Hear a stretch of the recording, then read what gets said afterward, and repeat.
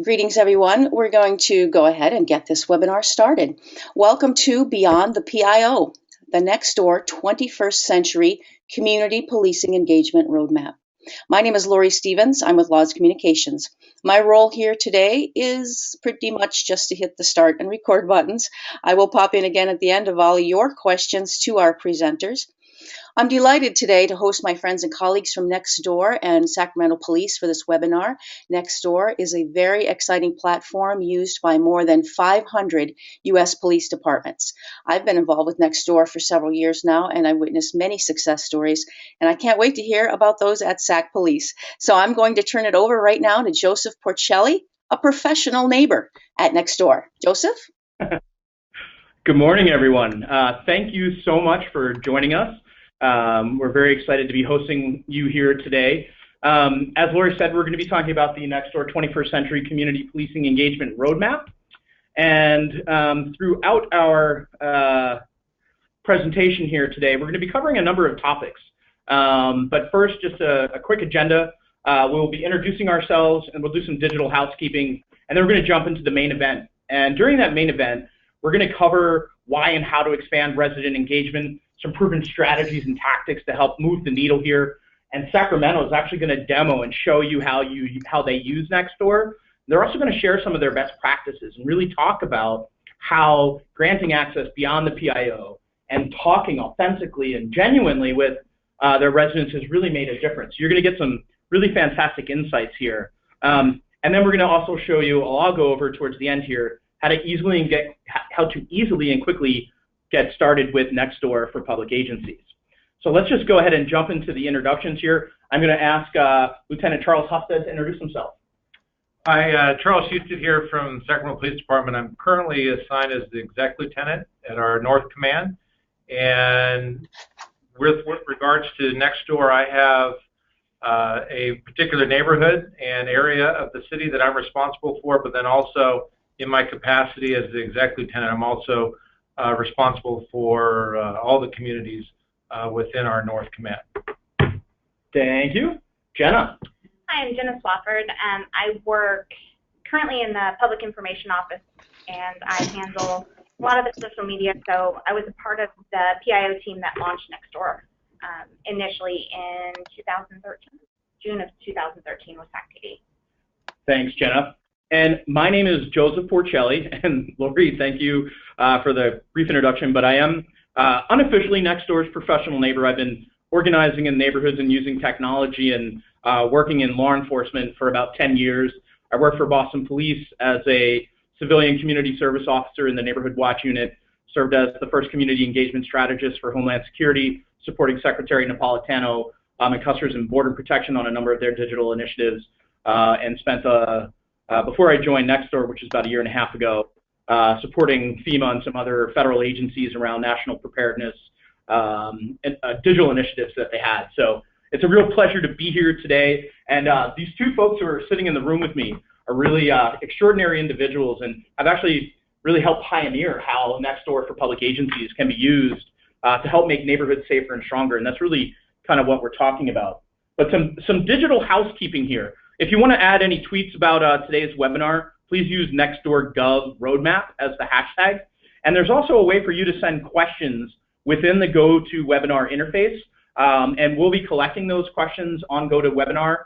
And then we have some time towards the end that will address those for you. So as they come up, put them out and we'll get to all your questions at the end here.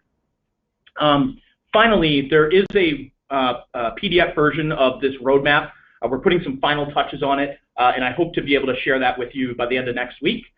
So you'll be getting that in your inbox, so don't feel like you need to scribble down lots of notes here. A lot of the points we'll be making have been baked into that. Okay, so let's go ahead and continue here. So the first question that we want to address is why and how to expand resident engagement at the neighborhood level. So before we get into that, though, I just want to talk just briefly about some community policing fundamentals here. Like, I don't have to sell it to you guys, you get it, you know it, but I want to just kind of center our focus on a couple of the outcomes and the benefits that really kind of matter to everyone, right? Like, why are we doing this? We want to prevent and suppress crime and the fear of crime, right? We want to improve community relationships and trust. We want to increase the sense of community and power among neighbors, right? There's only so much that officers, you guys can do on your own, right? And we want to provide meaningful opportunities for neighbors to build community, to collaborate with the police, and engage and support vulnerable populations. And sometimes those folks are the ones that are kind of involved in things, right? So kind of holistically address that. And then we also want to decrease complaints. Do you guys have anything to add to that in this slide here? Yeah, I do, Joe. And one of the things that Nextdoor helps us accomplish, but specifically through community policing, is building the relationships and empowering the neighborhoods and the citizens within those neighborhoods to own their areas and take back their streets, if you will, and take ownership of their parks and have a safe and happy community. Because the reality is, for long-term sustainability, they're the ones that live there. They're the ones that raise their families there. Most of the time, the officers are on yearly or biannual sign-ups, and they're moving around the city. The commands change, so the personnel from a law enforcement perspective changes. And so we don't have necessarily that long-term sustainability just by the way that we do business. But in order to accomplish some of those entrenched neighborhood problems, you need long-term strategies, which in order to do that, you have to have the communities engaged. The residents need to understand what they can do to take back some of their problem areas and deal with the issues, so that when the personnel changes, that we're not starting from square one every single time, which is historically happened. So what I just actually heard you say is long-term sustainable empowerment. Absolutely. And engagement, I guess, right? Absolutely. Jen, anything there? Are we good? Just along those lines, I mean, when you talk in terms of social media, sometimes your first thought isn't neighborhood watch, right? But we know that neighborhood watch is pretty much tried and true. It is something that if you actively participate, if you care about your neighbors, then you care about what goes on with them. You care about their property, that kind of stuff. And so you don't always think about that in terms of social media, but what this gives us an opportunity to do on Nextdoor is to really build those relationships in the way that our society is working now, and that's on social media. So it's not always the face-to-face communication, it's kind of a combination. So this just gives us another reach. And could I summarize that in a way as like helping to overcome disconnection and like apathy, basically? Absolutely, because we need to, as law enforcement, we need to go wherever we need to go to get to our community, and that today is online, in addition to face-to-face. Okay, awesome. So I think we've sort of set a focal point for everyone to listen to here, and as we move through this, we're going to kind of try and touch on this, and we decided as the three of us that our style through this webinar is just going to be more conversational. So let's go ahead and continue with that. So I want to share this image with you. It took me a little while to find it online, but I remember back in the day when I was at Boston Police working under Ed Davis and Commissioner Ed Davis and Dan Linsky, who at the time was Superintendent-in-Chief, and I would spend all this time like trying to get a neighborhood watch going, and you put like hours, maybe a week of effort, and you have this community meeting, and you've got like 7 people there. Like I called it. I was trying to come up with an acronym. It's like post-traumatic community meeting, like traumatic syndrome or something like that, because it's so much effort. And when you think about how many people you really need to engage to move the needle, like it's great that these people show up. You love them. Like I really appreciated it, but I knew in the back of my mind, like if I really wanted to make a difference, I had to reach a ton more people, right? And I think this is a challenge that lots of folks are facing out there in the neighborhoods, especially those of you that are attending community meetings, community resource officers, community policing officers, whatever those titles are. Right. Like this is kind of this is how things have worked, and there's a whole new opportunity now, and that's I think what we'll be discussing here. Can I add to that picture? Because you're absolutely right, but I think it's really important because we even, as many people we reach on Nextdoor, we still have neighborhood watch meetings that look like this. And they're very valuable too. I don't mean to discount them. Exactly. That's why I just think it's really important that people remember that those 7 people you empower them and they go out and reach out to their neighbors. That can turn double, triple, quadruple in short order if they are serious about trying to make a difference and they're not there just to get a cup of coffee or whatever. But to use that as an opportunity to say, hey, don't get discouraged by the fact we only have 7 people here. That's a great start. That's a great start. Let's use Nextdoor and other social media tools and other ways to grow this 7 into 50 in a couple months. Yeah, and so the thing that I like to think about and talk about here, and where I think the role Nextdoor plays, is how do we engage more people who are people beyond those who show up for community meetings and involved in Neighborhood Watch. And I think that's really kind of one of the sweet spots. Right. Okay, so let's keep going here. I wanted to talk about some ingredients that are important as we look at community policing, and it's pretty simple, right? You want neighbors to know each other, and you want neighbors to know their community policing officers. You want neighbors to be able to communicate with each other, and you want neighbors to be able to communicate with their community policing officers. You want neighbors to be able to share information, and you want them to have accurate information, and that goes the same way. It goes from the police department communicating accurate information to the neighbors reporting back suspicious activity, criminal activity back to the police department. And then you have collaborative action. That's coming to a community meeting. It's going for a neighborhood peace walk. It is turning your front porch light on. It's all those things we know that makes a difference. And then something that I think often gets forgotten, and it's both ways for the neighborhood side, is acknowledging your leaders, saying thank you, good job, encouraging people, and then also acknowledging your officers and your team. Yeah. So anything I'm missing here? Are we good to continue? Absolutely. And we got to be a little mindful of our time here too. So all right, let's go ahead and go to the next slide. So just kind of switching gears here, talking a little bit about social networks and technology. Until recently, the social networks that existed were, we had Facebook connecting to friends, colleagues, and you had Twitter, which can help you listen in on things. And police departments do use Facebook and Twitter very effectively to reach the masses, to talk to folks that live in the city, to talk to folks that live outside the city, to the media. Like we got that, right? LinkedIn's great for your professional contacts and learning and growing and that sort of thing. But where sort of Nextdoor came in and what sort of inspired our creation, we launched back in 2011, is that there wasn't a social network for the neighborhood, right? There was no way for neighbors to connect with each other and build community in a scalable way, right? There were email lists and there were maybe some private Facebook groups, but en masse across an entire city, across an entire neighborhood, there really wasn't anything. And that's the sweet spot, and that's the real value, I think, of Nextdoor from the residential perspective, because people who hadn't met, hadn't crossed paths, and hadn't yet communicated can now do so. Anything you guys want to add? Are we good? Oops, sorry, go ahead. I was just going to say that any great social media plan for anyone, but for law enforcement specifically, is multifaceted like that.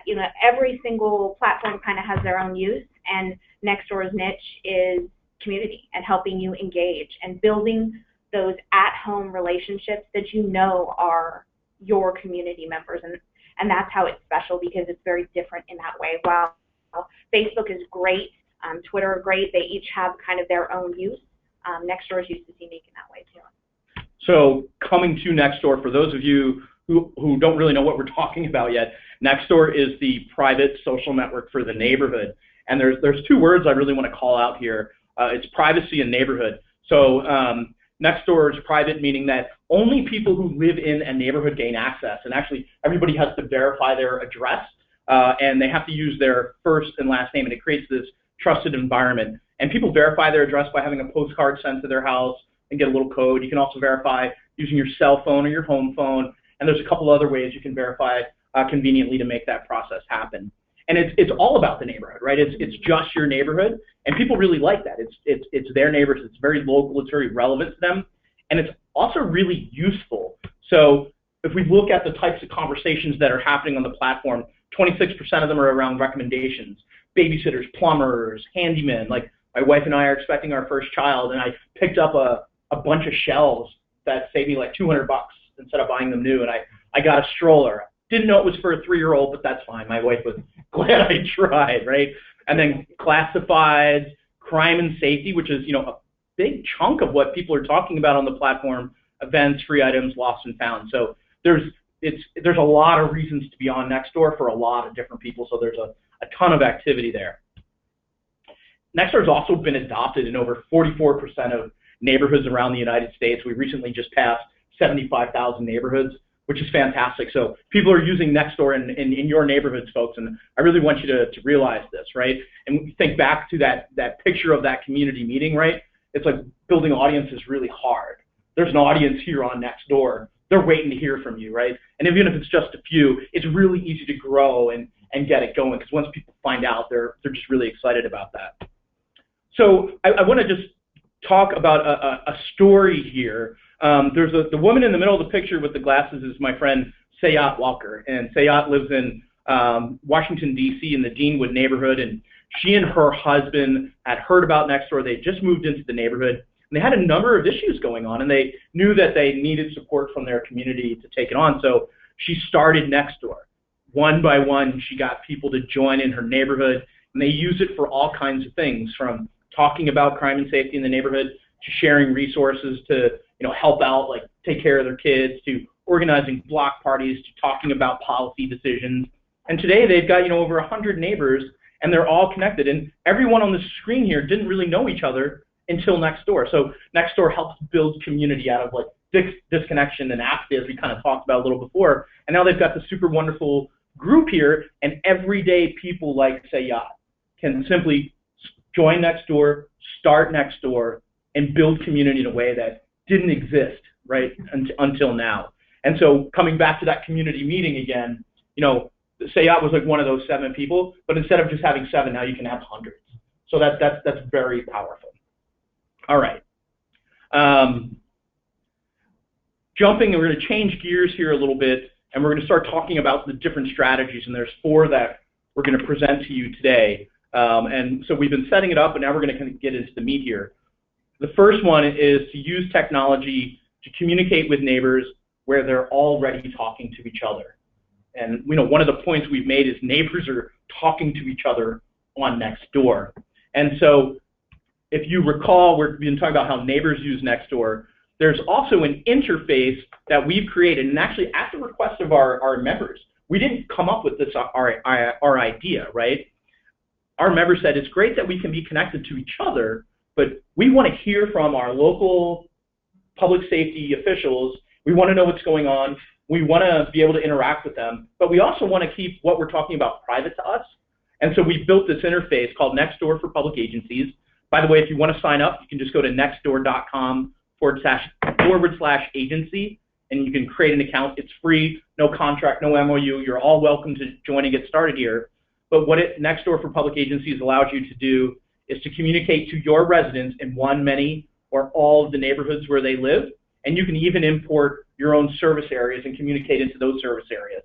And when you communicate, and you'll see this in just a couple seconds here, you can inform neighbors about what's going on. You can educate them about programs and resources, and you can activate them to take actions and change behaviors that make their neighborhood safer and stronger.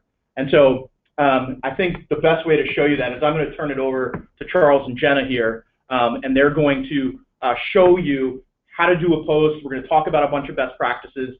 And to do that, I'm basically going to interview them with a couple questions. So if I don't ask a question that you'd like to ask, please add that. But give us a second here while we change screens. Okay. Charles, you're up.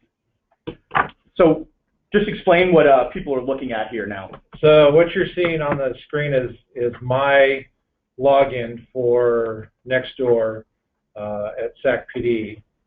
And if you scroll down, you can see that this morning, about an hour ago, one of our sergeants posted some information about special events in the city, and he got 32 thanks already. And then if we scroll down more, we'll just use mine as kind of an example. I actually have 2 here. I posted one this morning and then late last night. The first one is a prescription pill disposal notification that our PIO had put out to the media, but then also I wanted to put it out to the community so that oftentimes if they're not watching TV or they're not tagged into our other social media outlets, that they know that they can use that. But the most of the posts that I use are more informational and conversational, as Joseph had talked about earlier. And so this one that I've highlighted, I did last night in reference to neighborhood crime and basically telling them don't give up. As we all know that crime doesn't get solved in 30 minutes as it does on TV. And sometimes I think because of the environment and interface of technology that we live in now, sometimes neighbors expect things to change immediately. And so I just wanted to make sure that the neighbors understand that we monitor crime. We're encouraging them to stay engaged and don't give up. And I had been on vacation for a few weeks, and so I wanted to log in, let them know that I'm back, and then also to let them know that one of the first things I did was talk with our crime analysts about what's going on in the community and kind of get me up to speed. So I talked to them a little bit about some of the upticks that we've seen in this particular area. And just so you know, just for context, the way that our city is divided up is into areas of operation, if you will. And so I have a portion of the city that's some people refer to as North of Thomas. It's our Police District 1A. It's our Council District 1. But I have a big area of the city that involves a number of neighborhoods. And so I will post directly to them, but then also, depending on what the information I post, is I have the ability to post to other neighborhoods that surround my service area, or even, as I mentioned before, within the command. And so, let me just reemphasize what you said there. So you get to pick and choose where you communicate. So if you just had access to Facebook, for example, everyone would see it. But with Nextdoor for public agencies, you get to pick and choose where it's important based on where you want to make your points. Well, that's the main point. And then one other thing is that what I heard you say here is you've been gone, and you're using this as a way, and I think this is actually a really good best practice here. You're letting people know that you're back. You're letting them know that you've taken the time to understand what's going on. So in a way, you're letting them know that you're tuned in, that you understand what's happening, and you're being thoughtful about your approach. And tell us why that's important. Well, it's part of continuing those relationships. You know, before I left, I sent out a post to the neighborhood letting them know that I was going to be on vacation, because they're used to seeing me engaged on Nextdoor fairly consistently. And I didn't want them to think that all of a sudden I or the police department somehow checked out of what's going on in their community. And so I sent that to them, and then I just, again, like you said, I posted this to let them know that I'm back, but also let's kind of take where we were and let's keep moving forward and see what we can do. When you talk about the importance of this, it really is about building relationships, and it allows us, it basically makes my job easier. And what I mean by that is community policing is about getting to know your community, and from a law enforcement perspective, it's about working with your community. And in our city, it's very difficult for me to go out to my service area and meet as many people and reach out to them and that sort of thing. Like we used to do old school, you can accomplish some things, but it makes it very difficult to build those large number of relationships. Whereas Nextdoor, I can post into my area, and right now there's about 6,000 neighbors that can get this. It doesn't mean they all read it, but they can get this. And then what I just want people to understand that I think is really critical when you're using Nextdoor to build those relationships is you have to be genuine, but then also understand that people are going to want to meet you at some point. If you are genuine and you're conversational on Nextdoor, people are gonna like that, and they're going to want to meet you. And so it's really important to not pretend to be something online and then be something different in public. And it's really important also to go out into public and make yourself available. And there's just been so many instances over the last 2 years where I could be sitting at a coffee shop, I could be buying food at one of the restaurants or what have you, and people will walk up and say, "Aren't you Lieutenant Husted?" And I'm like, "Yeah, absolutely. And I know you on Nextdoor. I'm so-and-so." And I may not necessarily remember their name, but it's that I've built a personal relationship with them and not really realizing it. And so to me, that's a huge, huge benefit. And yeah, go ahead. I just wanted to add one thing to that. Just to what he was saying, what a lot of you won't know is that they kind of call him Lieutenant Nextdoor because he's so active on Nextdoor. And the nice part is he told you that he was out of town and he let everyone know, and that may sound like it's a lot of steps to take, but yesterday I got an inbox message from someone on Nextdoor asking where he had been and when he was coming back.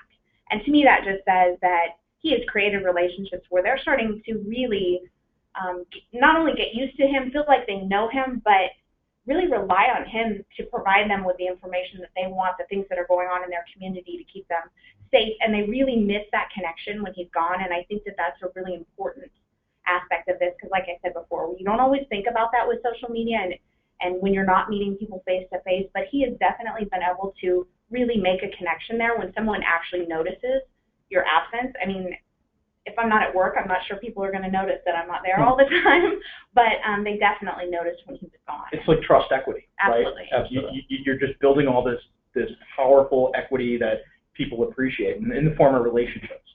Well, if I can just add to that, and I appreciate you sharing that, Jenna. I think it's really important for us in law enforcement to, when using Nextdoor specifically, since that's what we're talking about, connecting with communities, is that we have to get beyond the thought of that it's just another thing that I need to do. So if your captain or your chief tells you, hey, lieutenant, hey, sergeant, hey, officer, I want you to post a Nextdoor, some people will take the attitude, oh, now it's just another thing I got to do.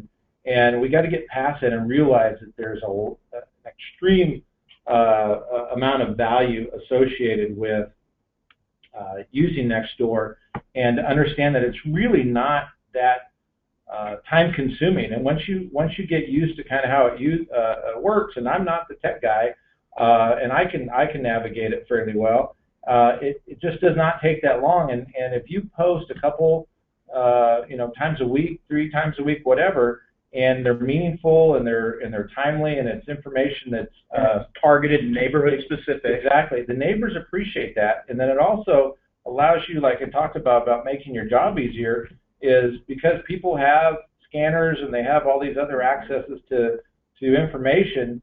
That story of whatever's going on in the community can oftentimes get twisted into something that's not even remotely correct.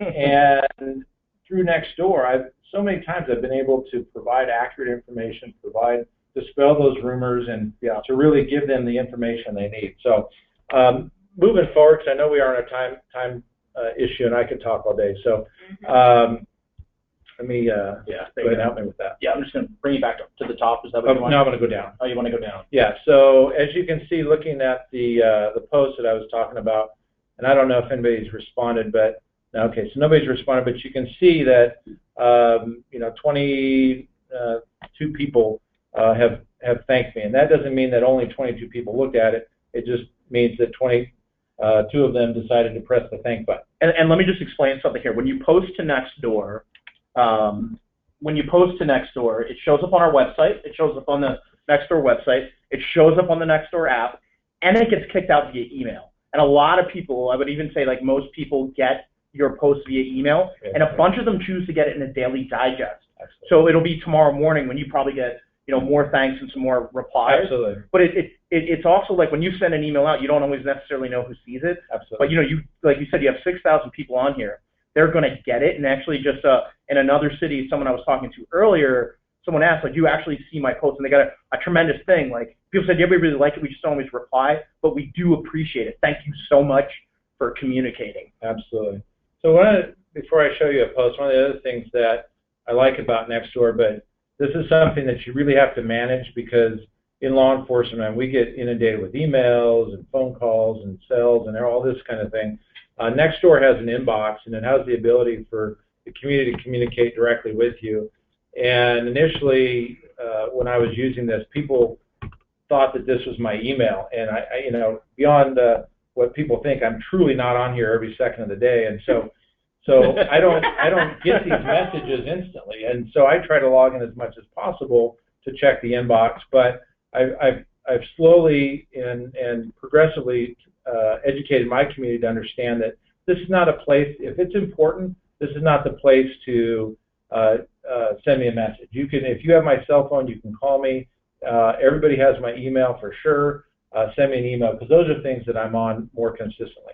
But it is a great way for people to communicate and talk about things that are going on or have questions. And so I get quite a few inboxes, and I show 2 that I haven't checked yet, but those are just 2 that I've gotten within the last 12 hours. And so I do stay on top as much as possible. But you can see is I have a number of messages here, and we'll just look at, here's one from Tina H. at Witter Ranch. So like I said, I sent out an office message, and so she commented on that, and I responded back to her yesterday and thanked her for getting back to me and asked her how things are going. And then she has now since responded back. So I'll check that. It looks like she sent me maybe some photos of something going on, but I'll look at that later. But just to understand, the inboxes can be very effective. And I know for sure that I've received information through the inbox at different times about things going on in the community that I probably would not have found out about otherwise, because it's, people don't take the time to call or whatever, and it's just been very effective. And I just want to clarify a couple points here. You can actually choose whether you want to have messages just be on the web. It can also kick it out to your inbox, and you actually can reply from your inbox. Absolutely. So you've just chosen to have this via the web. Yeah. I wanted to clarify that for folks who are listening in, because it's a choice you get. So you can have it come right into your inbox. You can reply if you want from your phone or whatever's going on, but you get to make that choice as a user. Absolutely, and that's just something I decided. I wanted them to send me the email for those specific things. So I'm going to show you just a quick post. It's something that we do periodically, and this one's going to be very basic about an event that's coming up. So I hit create a post, and then I'm going to go to specific service areas, which is just one of the many ways we have set up that we can check our areas. And somehow I got to figure out how to scroll down on this one. Let me help you. We're on a Mac here, folks. So okay. Just before he continues, if you don't mind, go ahead. I just want to point out to folks that you can communicate to everybody in your service area, meaning like everyone in your city or your town. You can communicate into your police service areas, and Hull makes a choice into his. But you can also communicate into specific neighborhoods, right? And what we find from an aggregate point of view is the more local your communication, the higher the engagement, and the more people appreciate it because it's local to them. And when you communicate, you're actually competing for people's attention, right? There's lots of other things here. So I know that you're going to do a service area, but I want to show folks here, if I wanted to communicate into the, how do you pronounce that? Alhambra Triangle. The Alhambra Triangle, the Newton Booth, and the Poverty Ridge neighborhoods. All I have to do is click on those 3 neighborhoods, and every Nextdoor member will automatically get my message. It's that simple. So if you can send an email, you can use Nextdoor. And the main difference is instead of sending it to a person or people, you send it to a neighborhood or neighborhoods or service area or the city. It's that simple. I'm sorry, please continue. Absolutely. So let's see if I'll deselect if I do this route. And I'm going to, you can help me scroll down, Joseph. Scroll down. Yeah. Which one are you in? Okay, so right there. So what I'm going to do is I'm going to post an event coming up. So my direct service area is District 1A. But I know, working out there, that I know neighbors in the surrounding service areas will be interested in what I'm going to share. So I'm going to post it 1B and 1C as well. So you're targeting here. I'm targeting this particular area of North Sacramento. And then in the subject line, I'm just going to remind them about an event that we have coming up next week. And this is a Cops and Coffee event. And it is October 1st, and then, so to me, when I use the subject line, I want to put enough information to kind of tell them what's going to happen below. Yep. But I don't put the whole kit and caboodle in there, because I want them to actually open the body of the message and see more information and see if it's applicable to them. Mm-hmm. And to me, I think that causes more readership and increased engagement, I think. So I'm just going to type a quick message here.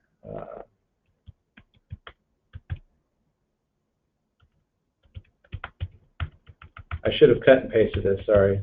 It's quite all right. I'm gonna do a short one. So as Charles is demonstrating this, there's a couple of points that I want to make about subject lines that he mentioned that are very important. You want to keep them short and sweet, right? Remember, you're competing for people's time. He's been very specific about what it is. He let everybody know this is a reminder, it's Coffee with Cops, tells people when it is. So that will grab people's attention. And whenever possible, it's important to add something local in the subject line as well. So if this was an increase from theft from autos on like Gallivan Street, you'd put increased theft from autos, Gallivan Street, and that will grab people's attention, right? So your subject line, and I used this earlier, it's like when you're going fishing, it's your lure, it's your bait. You want it to be shiny, you want it to be bright, and you want it to be the right thing for the right context. So that's very, very important to do. And you also notice that he's getting right to the point here in the message that he's typing. You have seconds to gather people's attention, and over 60% of people are now reading messages on their mobile device, right? So you want it short, you want it sweet, make it local, make it relevant, and that's how you grab people's attention. So what you don't want to do is say in your subject line, press release, and then in the body put see attached and attach a PDF. No one's going to read that, right? Maybe a couple people will, but you're not going to get the majority out there. So this is really important, and this best practice will really help you. Jenny, you want to add to that? Yeah, I was just going to say, it's really similar to the media. So you scroll through your feed in any media that you look at, and it's those titles that grab you, right? They're kind of like teasers. And like Charles said, that's what he uses his as a teaser. And you can do it by including the location in it if you think that's going to grab them, because the people that you really want to reach are going to be drawn by that. So that's about knowing your community too, and your individual neighborhoods even, and knowing which ones that you may put a location in, because they really always want to know everything that's going on around them, as opposed to another neighborhood who may not be as driven by that, but a teaser might get them better. So Charles and I had a conversation about that before, and about how important a title can be, and with the media it's the same thing. Those are those things that get people drawn to read what your message is. Great. So Charles has finished typing his email, and what he's doing now is he's going to attach an image to this. He simply clicked on the photo icon here. You can attach an image, you can attach a document, you can even attach a short video, though my recommendation is to always add a link to a video, because you want that engagement on whatever that site is. And I think we're getting ready to post here. I am, and I just think it's important to point out that it's been my experience that neighbors like the pictures. They like the attachments. And so if you don't have a flyer, or you don't have a PDF document or a Word doc that you're attaching with information, it's super easy to go to Google or whatever search engine you use and find some images that are appropriate, obviously, that are in line with whatever it is you're talking about. And I think it just engages the community. And I've actually had neighbors tell me that, hey, I really like the photo that you attached, and et cetera. So I think it's really important to always attach something. In fact, adding an image will increase engagement between the high 30s and high 80 percentile. That's what all the studies have shown. So then when you post, I click preview. So then I just do a quick read over to make sure I didn't have any typos, because there are a lot of people that read these, and I don't want to seem like I didn't graduate high school. So just short and sweet. The events definitely are always short and sweet, but also to the point. And I think part of the thing to understand that when you post these, as you can see, even though it's short, I'm letting them know that this isn't a great opportunity to meet their area officers, which means that, hey, if you want to come out and actually talk to a cop and get beyond the waving at him as he goes by or talking to dispatcher over the phone, you can actually come out to these and actually have that conversation. Then also, a lot of people will come out to meet me, and I let them know that I'm looking forward to seeing you there.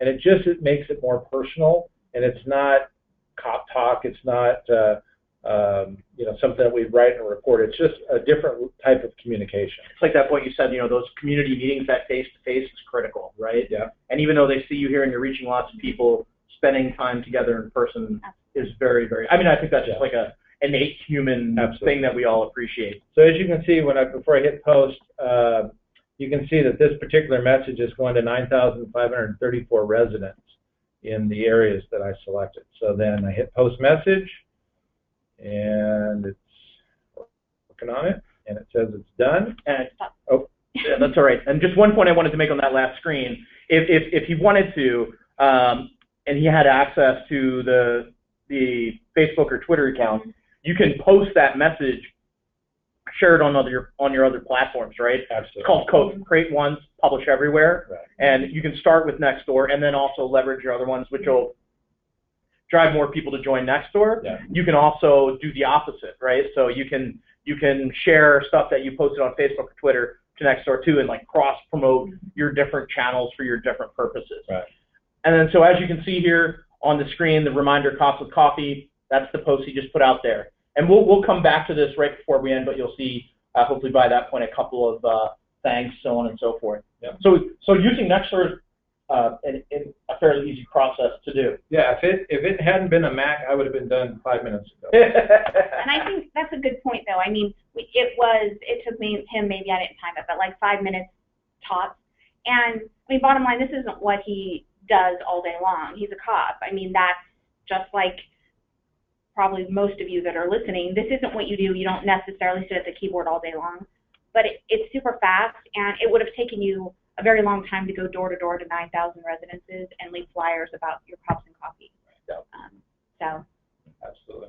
So a couple things I want to just kind of touch on before we go here. It was your idea to call this Beyond the PIO, Charles, and neither of you are PIOs, correct? You're the social media manager. I mean, I think you act in that functionality, but most departments think about giving access to social media folks to their PIOs, but there's a value in people knowing their neighbors and knowing their local officers. Right. Can you guys just talk to that a little bit? You want to start?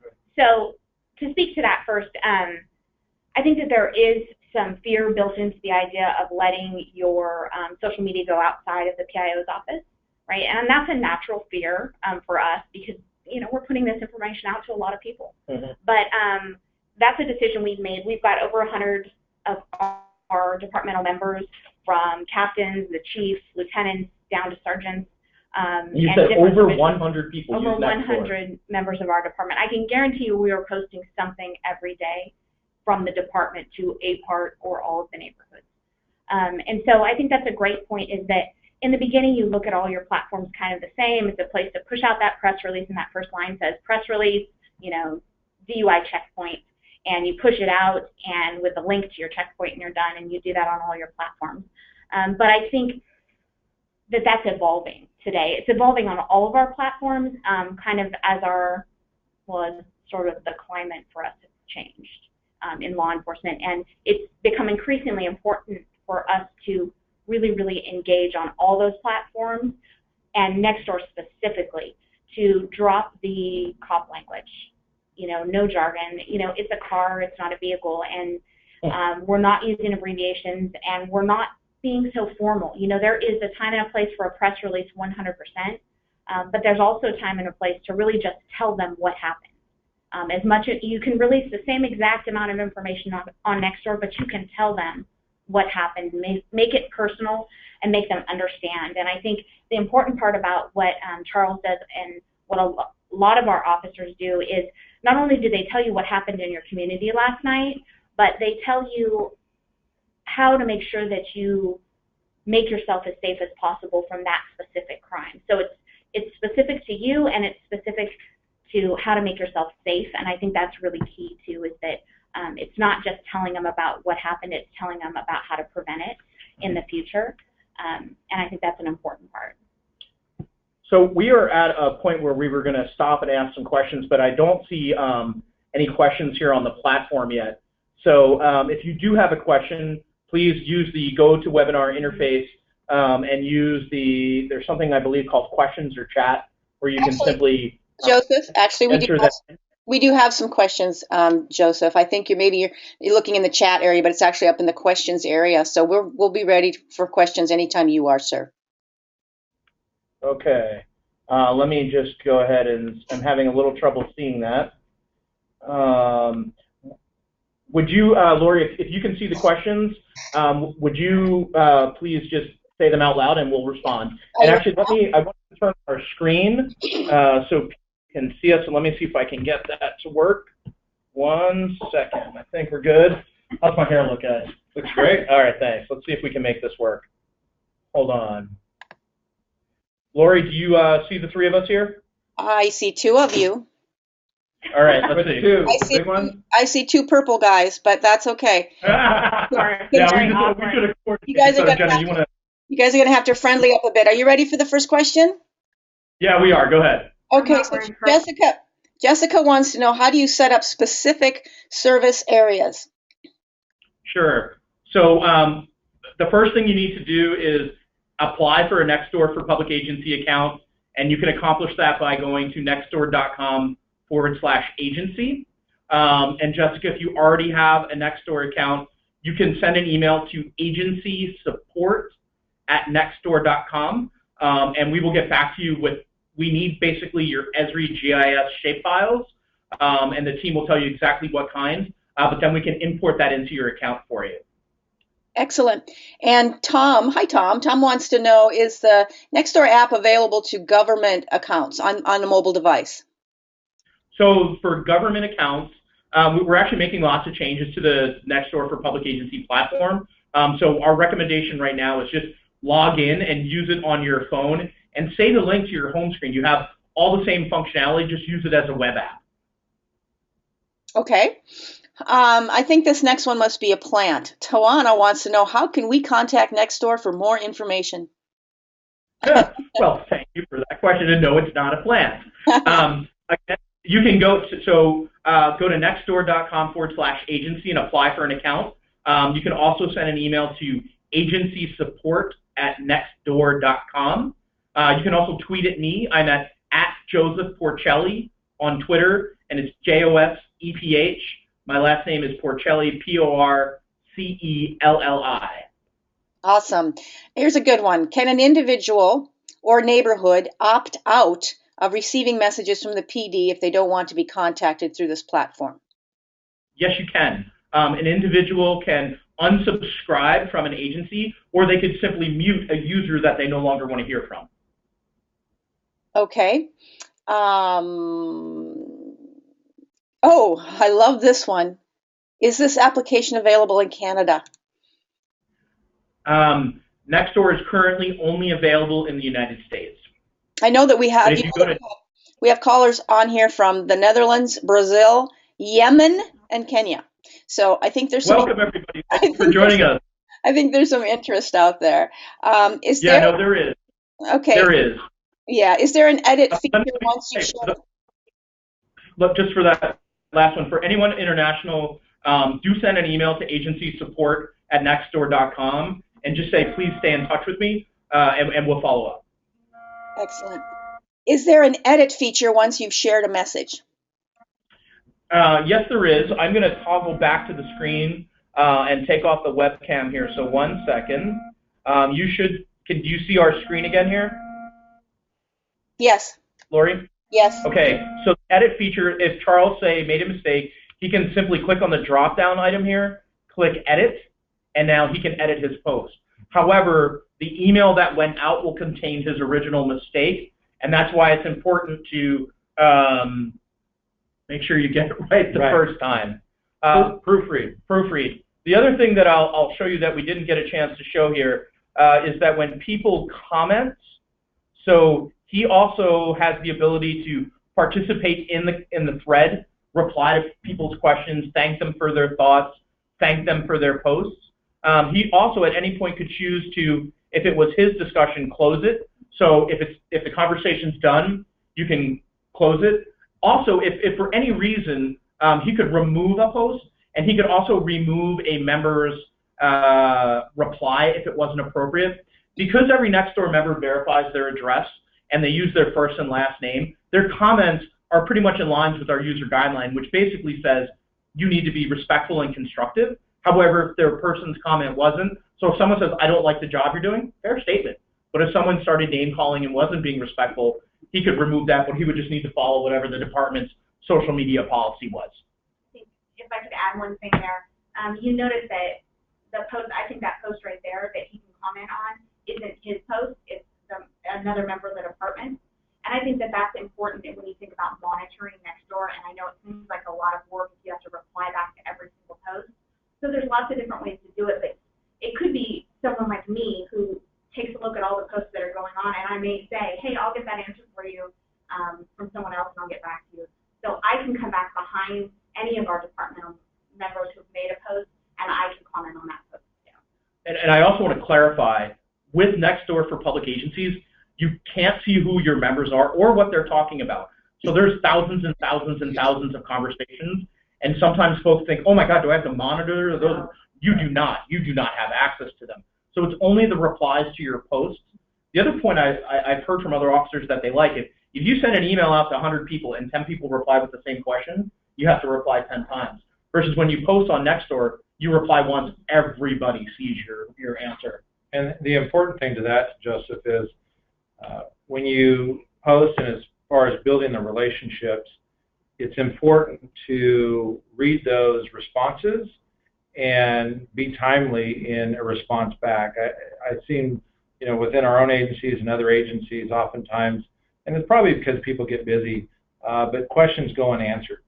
And I think that discourages people. I suspect that it would certainly discourage me if I was them. And so it's important to at least have some type of response. If you don't know the answer, just let them know, hey, that's a great question. Let me get the answer. I'll get back to you. Mm-hmm. And people really appreciate that level of information. And then also, like I said before, it allows us as law enforcement to kind of make sure that the conversation is accurate and to the point, and it's not based on rumor or something they heard down the street or that kind of thing. Any other questions, Lori? We have many other questions, and just so the folks on the call know, if we don't get to them here, I know, Joseph, you're planning on getting them and answering all of them privately. Absolutely. But Ashley Yep. says Ventura PD is hoping that Nextdoor adds a business component so that we can also reach out to the business community. How are you currently doing business outreach? So currently we are not, and that's something that we understand that folks want. But we are the free and private social network for neighborhoods. So right now our focus is really on the neighborhoods, but we've heard that that's important. So thank you for letting us know. Do send an email to agencysupport@nextdoor.com with that request. We'll log that and be in communication with you. Okay. Let's go to the next question. Here's a question from the Netherlands, Joseph. Arnu wants to know, do you have any hard evidence that in reducing crime rates and fear of crime related to Nextdoor? So there are a lot of stories that are out there, and there are different press things. I mean, what I see every day is press stories of neighbors reporting information that they saw something on Nextdoor, called the police, and an arrest was made.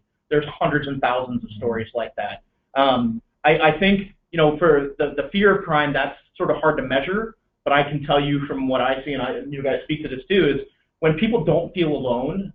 And they know other people care, and they know their local officers care, that does reduce crime. I don't know, anything you guys want to add to that? Well, I don't have specific stats that would be hard evidence, but to me, some of the examples would be prior to leaving on vacation, I went to a neighborhood association meeting that was a startup. It was their first, and almost 35 plus people were there.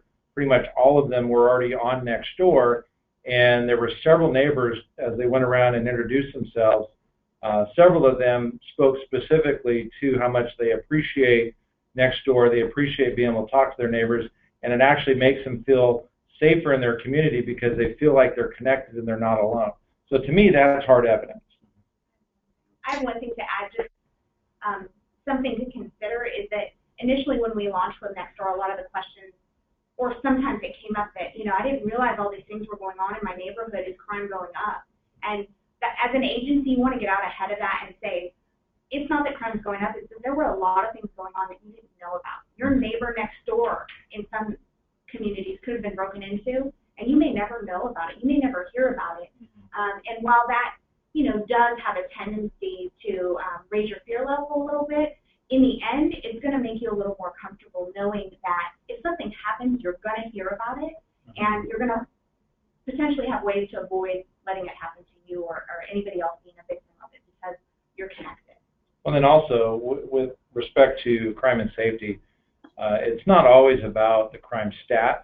And to Jenna's point, a lot of it is about perception of crime, perception of safety. And Nextdoor helps us really go into that issue and that perception and help people think about what's going on in their community and know about what's going on in the community and what they can do about it.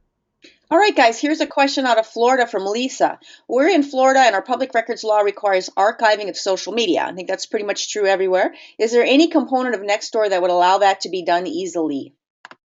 It's already archived. Like everything you do on our servers is archived. If you need it, just let us know. Earlier, it was stated the roadmap will be emailed. Is that the PowerPoint? If not, would it be possible to have a copy of the PowerPoint? I don't see why not.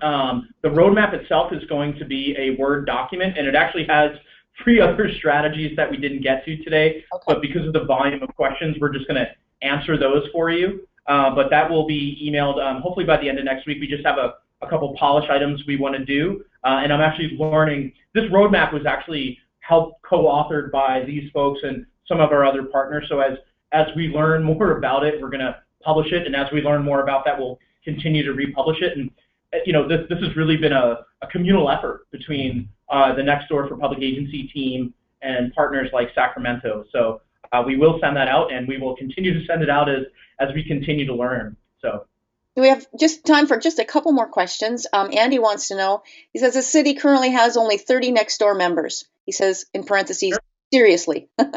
How can we build on that to connect? Sure. So I will tell Andy, don't be discouraged. Every city at one point has 30 Nextdoor members, right? Even in Sacramento. And there's one of my strategies actually, and let me just pull up the presentation here. One sec, folks. Go right to that slide.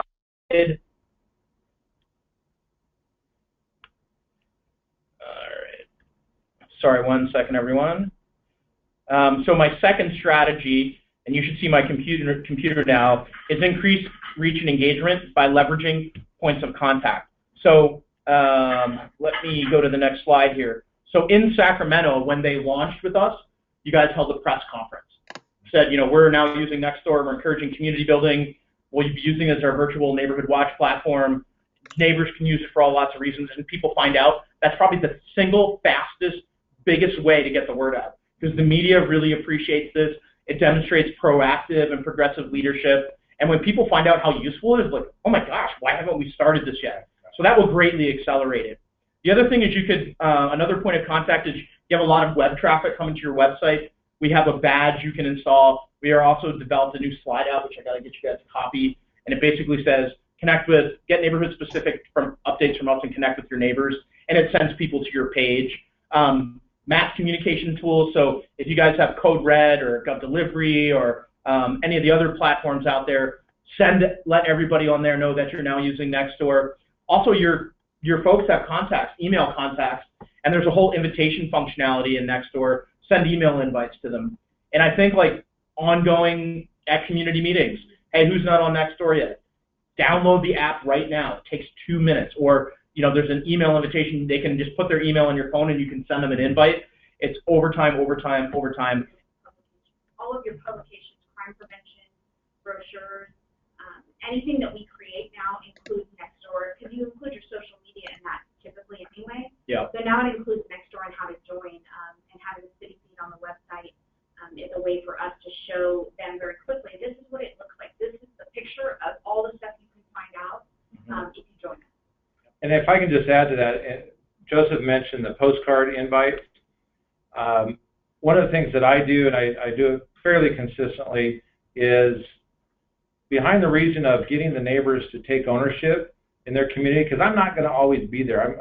I'm going to go somewhere else someday. I'm going to retire someday, but they're going to be there. And so then I want to empower them to grow their own community. So if you only have 30 in your neighborhood, that's a great start, I would also encourage those neighbors to send out postcards and encourage them to go out and invite their neighbors. And I always tell people, hey, if every one of you invites one person that joins, you're going to double in short order. So 30 can turn into 60 to 90, et cetera, et cetera. And it really gets them interested, and then also gets them talking about Nextdoor and making it their own. And actually, I'm going to just jump ahead here to strategy number 3, which is activate and empowers to build community in enjoyable and sustainable ways. And what I do I live in Washington, D.C., in a large building here, and I have my wife and I have a coffee hour every 6 months. And there's lots of people coming and going on our floor, and we get together, and there's a playbook. You can actually share this playbook with your members. You can share it on social media, share it on Nextdoor. But the more neighbors that actually get together and know each other, that's great. And especially if you do it through Nextdoor, because it gives them something fun to do that they can then say, hey, let's also get you on Nextdoor. So leverage your neighbors to do that. And I have like actually 8 other examples in this playbook that you can share with your neighbors to help build that audience for you. One of the other things that I did just before going on vacation, and I haven't had time to check yet, but I challenged the neighbors to do invites. And then I told them that I think it was the top 2 or 3 people that had the most invites by the time I got back, or actually accepted invites by the time I got back, that I'd be treating them to coffee and we'd have a personal meet and greet. So I'm going to start doing that research and again, great idea. It's about making it fun for the community and getting them empowered to take ownership. That's wonderful. All right. Any more questions, Lori? There's several more questions. Would you like to take some more? We are out of time officially. Sure. Why don't I'm okay. Are you guys staying for a couple more minutes? We said this webinar would go for an hour. For those of you who drop off, we'll make sure we kind of write up some of these answers and communicate that to you. But for those of you who want to stay, let's go further and keep answering questions for everybody. Okay, here's one from Jeremy, and I'm going to add to it because somebody else asked if there's an age minimum. So answer that, but then also Jeremy is asking to the lieutenant, do you feel like you're reaching younger demographics? And then he's talking 15 to 24-year-olds through Nextdoor. You want me to start first? Yeah, go ahead. So I do believe that to a certain extent, I'm reaching the younger demographics, and partly is we had started a kind of a youth and partnered with our council office in regards to a youth Nextdoor group. And I think it's important to be really careful because, even though people are appropriate on Nextdoor, you still don't want to expose your youth to too much in regards to having access to folks they don't know, that kind of thing. But we do know that a number of our area teens are on Nextdoor, especially if you're talking 24-year-olds. We have folks out there that are definitely in that age that are on Nextdoor. And actually, I think oftentimes they're the catalyst to helping us grow Nextdoor because they grew up with computers. They're not afraid of technology. And when I talk to them, I talk to them about going out to the older folks, and I consider myself an older folk because I didn't grow up with a computer, and getting us to understand that it's really not that hard and it's really valuable. And so I would say, yeah, absolutely, yes, we reach those folks as well. Yeah, and I would also say, like, the other thing for, like, teenagers, like odd jobs and different things, like, good way to make some money on Nextdoor, just letting people know that you're willing to help out. But we don't actually collect any of that data, so we don't necessarily, well, actually, I think, no, we don't. I don't think people have to put their age when they sign up. No, you don't. No. So, yeah. Next question, Lori. Okay. Does Nextdoor provide data related to the percentage of households that are participating in a specific neighborhood? Yes, we do. So in the map and metrics section, you can see the number of people that are members, the percentage of households, the number of people that have joined in the last 30 days, the total number of conversations in the last 30 days, the total number of crime and safety conversations in the last 30 days. So yes, you have access to all of that data. Okay, and here's kind of an interesting one. How do you decide when it's appropriate to post to your whole service area? We are a sheriff's office, so our service area is the whole county, but within our service area, there are also local law enforcement agencies.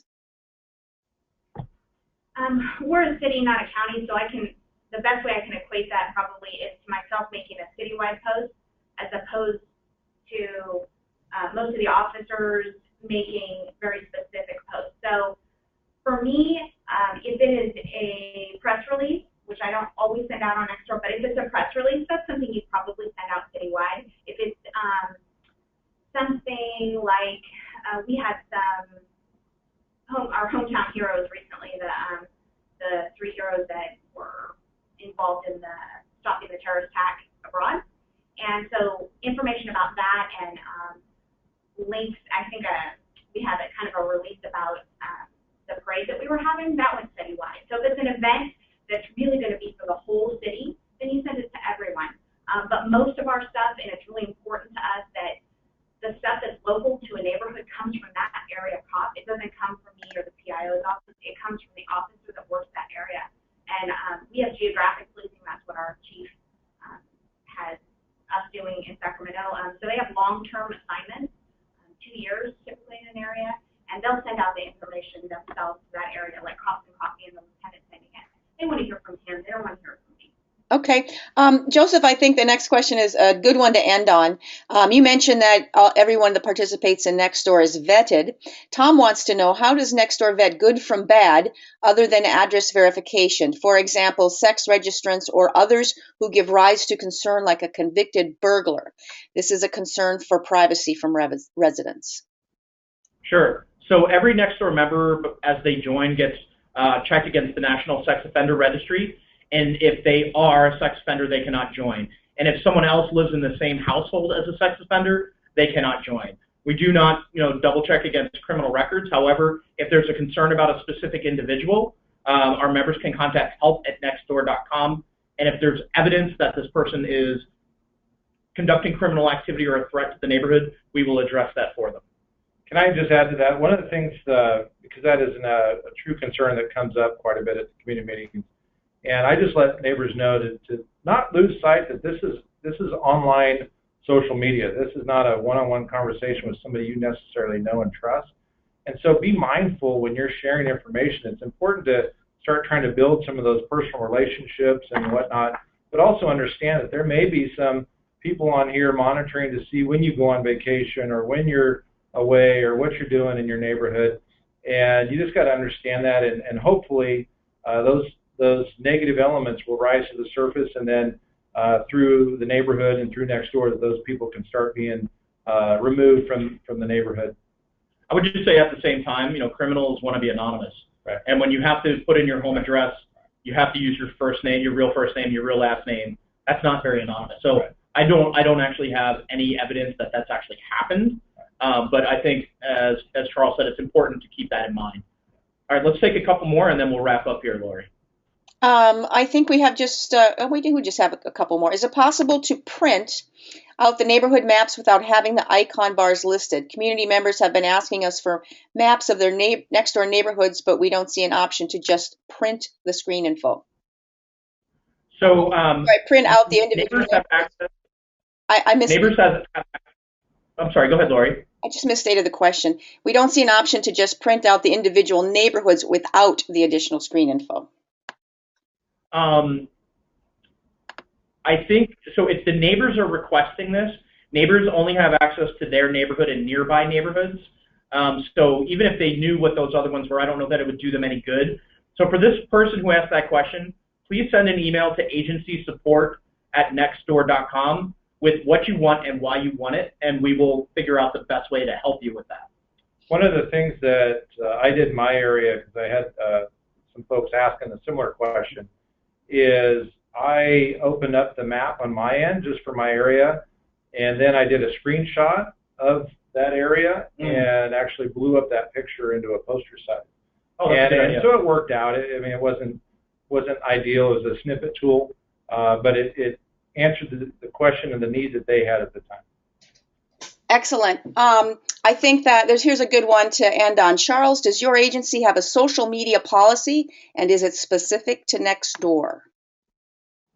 That's actually maybe better for Jena, because it's actually part of our PIO policy. And someone texted me and said you need to speak up a little bit. Oh, sorry. So let's get you a little closer to the mic here. We have some general orders that are specific to social media. Most of that speaks to personal social media right now, but we are in the midst right now of a kind of citywide social media policy that the city's drafting up. We've just seen a draft of it. So that's something that we're working on now, and it does include posts being made to all of our platforms, from Facebook to Twitter to Instagram. So it's going to cover kind of all of those different platforms and be multifaceted. It's something the city will be using. And one of the things that we use right now as a kind of a rule of thumb is we follow our standard PIO release of information. So this is going out to the public. So we don't put the juvenile's name, we don't put ages, those kinds of things. The same kind of information that you would put out to the public or speak to the media about, that's the level of information. But more importantly, we go into depth about building the relationships and sharing community engagement, sharing crime prevention, those kinds of things is really what we focus on, not so much the nuts and bolts of the the 17-year-old down the street that did this at this address. We certainly don't share that kind of stuff. Okay, I just want to comment that we're getting some questions, 3 or 4 people saying, is this free? So we want to repeat, yes, Nextdoor is absolutely free to police agencies. So everyone, that was just excellent. I thought I knew Nextdoor, and I've learned a ton on this webinar, and I'm sure that everyone who attended did as well. So thank you very much. We'll see you on the flip side. And Lori, one thing, Nextdoor is free to members and to agencies. Right. So it's free for everyone. And then if I may, I want to thank these guys for joining me here today at Nextdoor headquarters in San Francisco. I know you had to get up early to make it here, so thank you so much for taking time out of your day to join us and share all the knowledge and experience that you folks have had. And thank you to everyone who has chosen to join us. Thanks for spending some of your morning or afternoon with us. And if you have further questions, Jenna, just want to say what your Twitter handle is. Jena Ray, Jenarae Swafford is who I am on Twitter. I think my email's at the beginning too. Yep. And you can reach me at Joseph Porcelli, and you tweet as part of our SAC PD account. I tweet out of that. I don't have a personal right. Twitter. That one if people wanted to reach out, I suppose. SPD_field op. Yeah. Okay. And again, if you have questions about Nextdoor, send them to further questions agency support@nextdoor.com. And if you'd like to register, go to nextdoor.com/agency. And that's it. Thank you, everybody. Thank you two very much.